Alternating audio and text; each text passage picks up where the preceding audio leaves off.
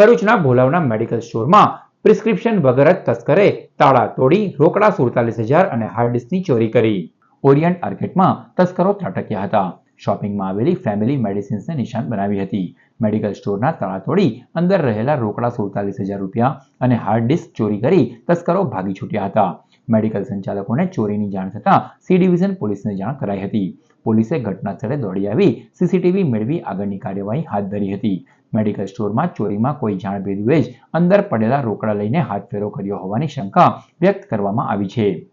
મારું નામ ચિરાગ મહેન્દ્રભાઈ ફળદુ।